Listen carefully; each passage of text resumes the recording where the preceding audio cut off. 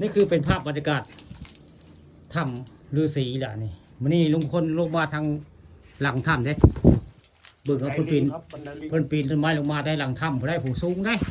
ผู้ลุงคนลงมาแต่หลังถ้ำพี่น้องผู้ท้าทายได้คนลงมาแปลกๆได้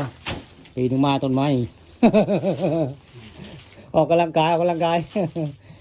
มากับทีมงานเนี่ยวันนี้มาแปลกได้เพิ่นลงมาจากปลายไม้พี่น้องหลังถ้ำพระฤาษีบ้านม่วงคำตำบลนาตาลแก่พวกเท่งเท่าเพิ่งยังจับได้ปีนต้นไม้ลงมาพี่น้องลงมาในถ้ำพระฤาษีบ้านม่วงคำตำบลนาตาลในมื้อนี้พามาเบิ่งถ้ำพระฤาษีแล้วก็นี่คือต้นไม้สร้างน้าวได้นี่ในเงาบ่ได้ต่อนึงกับว่าปลายครับว่าคาปลายเบิ่งได้มื้อนี้เอาเงามันได้คือนี่คือไม้สร้างน้าวแล้วเป็นหักยมหักยาได้เป็นหักยาได้แก้ยังบ่รู้แต่ว่าเป็นหักยามองนี่สิเป็นเต่าได้มองนี่เป็นเต่าฤาษีได้นี่เพื่อจะดังไพ่มองนี่แหละมองนี่เป็นควันไพ่ก็จะขึ้นนี่พี่น้องนี่คือเต่าฤาษีบ้านม่วงคำตำบลนาตาลได้นี่ผู้ข้าพามาเบิ่งนะถ้ำฤาษีก็แม่นเต่าฤาษีก็แม่นมองนี่พี่น้องนี่ทั้งถ้ำทั้งเต่าได้นี่ถ้ำฤาษีเจ้าว่าตำนานตะกี้พระฤาษีอยู่นี่ได้ผู้เฒ่าผู้แก่พี่น้องพอดีนี่จำพรรษาผมเพนเพียรอยู่นี่แหละมันจะทำนี่แหละนี่ทำบรรม่วงคำตะบนนาตาลทำพระฤาษีได้มงนี่เดี๋ยวไปก็สิมีไม้เปาะได้ไม่เห็นบางลามนะพี่น้องนี่มงนี่ตอนนึงอยู่เพิ่งได้วันนี้เรามาทางใต้ได้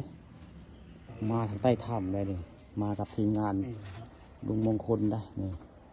เตาฤาษีบอกว่าเตาฤาษี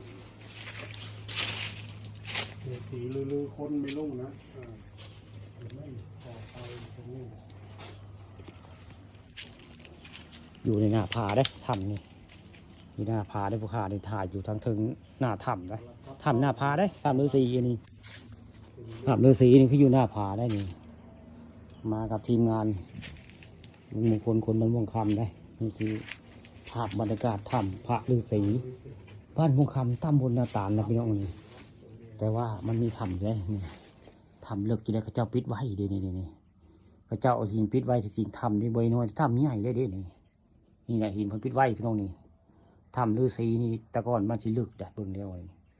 แต่ว่าเจ้าที่เจ้าทางเพิ่นปิดไว้นี่เอาหินปิดไว้นี่ละถ้ำนี่ถ้าเอาหินเอาดินออกมาก็จะเป็นถ้ำใหญ่นี่แหละเบิ่งแล้วนี่คือถ้ำพระบ้านม่วงคำตำบลนาตาลถ้ำฤาษีแหละนี่